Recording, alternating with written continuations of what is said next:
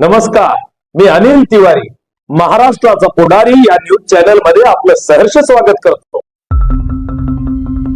माझ्या मते व्यापाऱ्याला धर्म नसतो, सिंपलची गोष्ट आहे। त्याचा धर्म फक्त त्याचा व्यापार आणि जी काही वस्तू तो विकत आहे ती चांगल्या पद्धतीने विकून ग्राहकाची सेवा करणं, त्याच्यामुळे धर्म असायला हवा। नगर शहरामध्ये आपण शाह शरीफ बाबाची दर्गा आहे, ज्या ठिकाणी मालोजी राजेंनी त्या ठिकाणी नवस केलं आणि त्यांना 2 तिथं मुलं झाले, शहाजी आणि शरीफजी। हे सगळं हा शहराला एवढा मोठा इतिहास आहे। फेरीवाल्याला जर समजा तुम्ही विचारलं ते माणूस हेच सांगणार आहेत की आमच्या पोटाचा भुकेचा धर्म आहे, त्याच्यामुळे आम्हाला आज रोजीरोटी कमवणं गरजेचं आहे, त्याच्या पुढे आम्हाला ह्या सगळ्या गोष्टी करू नये। आपणही सांगितलं, काय सांगितलं की आपल्या लोकांनी आपल्या लोकांकडून खरेदी करा। ऐन दिवाळी खरेदीच्या काळात अहिल्यानगरमध्ये राष्ट्रवादीचे आमदार संग्राम जगताप यांनी हे वक्तव्य केलं। पाठोपाठ नगरच्या बाजारात हिंदू दुकानदारांच्या दुकानांवर ओम लिहिलेले भगवे झेंडे फडकले आणि राजकीय वातावरण तापलं। ज्यावेळेस आता आम्ही हे झेंडे देत होतो तर दुकानदार उत्स्फूर्तपणे तो स्वतःहून त्या ठिकाणी लावत होता आणि ज्यावेळेस याचा मेसेज समाजामध्ये गेला तर आज 2 दिवस झाले हे झेंडे लावल्यानंतर आम्ही व्यापाऱ्यांशी ज्यावेळेस संपर्क केला किंवा काही व्यापाऱ्यांनी आम्हाला संपर्क केला की याच्यामध्ये दुकानात येणारा गिराईक हा स्वतःहून झेंडे पाहून आतमध्ये येतोय आणि त्या ठिकाणी तो हिंदूंकडूनच खरेदी करतोय, याचा निश्चितपणे खूप मोठ्या प्रमाणात फायदा त्यांना होताना दिसतो। स्थानिक जे व्यापारी लोक आहेत त्यांना आम्ही विनंती केली की जसे तुम्ही झेंडे लावताय आणि लोकांना आव्हान करताय का फक्त हिंदूंकडूनच खरेदी करा, तर त्याच्यासोबत आम्ही त्यांना विनंती केली की मोठा फ्लेक्स लावा आणि त्याच्या मोठ्या अक्षरामध्ये लिहावा की फक्त हिंदूंनाच 70% डिस्काउंट देण्यात येईल, तर जेणेकरून त्यांचा सणही चांगल्या पद्धतीने साजरा होईल। आणि जे व्यापाऱ्यांचं आर्थिक नुकसान होतं आहे तर ते आम्ही त्यांना विनंती केली की स्थानिक आमदार जेव्हा एवढं आव्हान करतोय तर ते त्यांची जे नुकसान भरपाई ते स्थानिक आमदार करतील। आणि दुसरी गोष्ट, ज्या लोकांनी झेंडे लावलेत नाही त्यांना आम्ही विनंती केली आहे का तुम्ही तिरंगे लावा, म्हणजे लोकांच्या लक्षात येईल का तिरंगे लावणारे कोण आहेत आणि दुसरे झेंडे लावणारे कोण आहेत। व्यापारी मात्र लोकांच्या थंड प्रतिसादामुळे चिंतेत आहेत। यावर्षी अतिवृष्टीमुळे मोठं नुकसान झाल्यानं लोकांनी खरेदीकडे पाठ फिरवल्याचं ते सांगतात। पहिली गोष्ट तर गिरायकच नाही, पहिली गोष्ट तर काल 17 तारीखपर्यंत शाळा चालू होत्या, मार्केटमध्ये माणूस दिसत नव्हता। आज थोडीफार रेलचेल आहे, ती बी कशामुळं का सुट्ट्या लागल्यामुळं, आणि साधारण टोटल 25% गिरायक आहे। आम्हाला अजून गिरायकाची आशा आहे।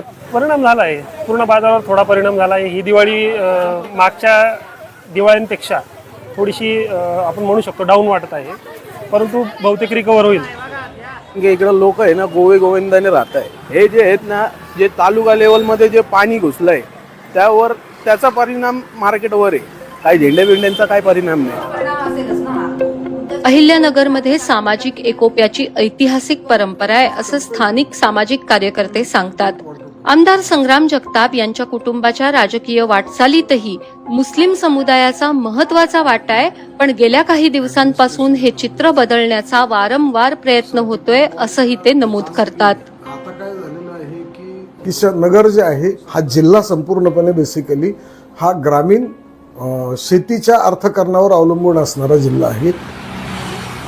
संपूर्ण जिल्ह्यातून शेतकरी या नगर शहरामध्ये त्यांचा माल विकण्यासाठी येतात आणि मग फळं जे आहेत त्या फळांच्या बागा शेतकऱ्यांच्या आहेत, त्याचा व्यापार करणारे लोक मुस्लिम आहेत। शेतकरी जे आहेत हे वेगवेगळ्या पशुपालक म्हणून काम करतात, म्हणजे शेळ्या किंवा बोकड जे आहेत त्याचं पशुपालन शेतकरी करतात। या ईदच्या काळामध्ये मुसलमान त्याचे ग्राहक असतात। ही अशी अर्थव्यवस्था जी आहे ही सगळी एकमेकांच्यावर अवलंबून आहे। त्याच्यामुळे ह्या सगळ्याचं भान असल्यामुळे असा कितीही जरी प्रयत्न झाला तरी शहर आणि जिल्हा जो आहे तो जिल्हा एकमेकांशी सलोख्याने एकोप्याने राहील, कारण सगळ्यांना धर्म किंवा बाकी सगळ्या गोष्टींपेक्षा स्वतःचं पोट महत्त्वाचं आहे, हे सामान्य जनतेला व्यवस्थित। नगर शहरामध्ये आपण शाह शरीफ बाबाची दर्गा आहे, ज्या ठिकाणी मालोजी राजेंनी त्या ठिकाणी नवस केलं आणि त्यांना 2 तिथं मुलं झाले, शहाजी आणि शरीफजी। हे सगळं हा शहराला एवढा मोठा इतिहास आहे। संत ज्ञानेश्वर महाराजांची मध्ये ह्या जिल्ह्यामध्ये नेवासेमधून झालेला आहे। अशा असताना फक्त काय झालेलं आहे, राज्यातले जे जिल्ह्याचे बाहेरचे लोक आहेत ते इथले स्थानिक पुढाऱ्यांना हाताशी धरतात, शहरातलं वातावरण खराब करून एकमेकाच्या विषय मानामध्ये हे करतात, पण लोक काही त्याला बळी पडत नाही. ठराविक जे लोक आहेत ते लोक फक्त ते करतात तेवढं पुरतं, एक मीडिया ट्रायल आहे किंवा व्हॉट्सअप युनिव्हर्सिटीवरती जे चालतात. सरजमी अहिंद पर अक़वाम आलम के फिराक काफिले बसते गए, हिंदुस्तान बनता गया. अलीकडच्या काळामध्ये हे जे घडतंय तर याचे साधारणपणे 14-15 ते 20-22 या वयोगटातले जे ज्यांना मानसशास्त्रामध्ये अस्वस्थ याच्या वयातली जी मुलं आहेत यांच्यावरती काही परिणाम झाला असेल, होत असेल, नाही असं नाही.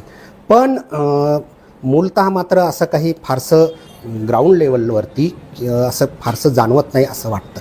विशेषतः सोशल मीडिया आणि प्रसारमाध्यमं यांच्यामधून अशा स्वरूपाच्या धारणा बळकट करणारं, त्याला खतपाणी घालणारं सतत काही ना काही येताना दिसतं. पण तरीसुद्धा अजून तरी बाबा सगळीकडे अंधारून आलेलं आहे असं काही म्हणावं असं वाटत नाही. फक्त नगरच नाही तर राज्यात इतर अनेक ठिकाणी प्रत्येकाच्या मनामनातील, मातीच्या कणाकणातील आपल्या व आपल्या हक्काची ललकारी महाराष्ट्राचा पुढारी पाहण्यास विसरू नका.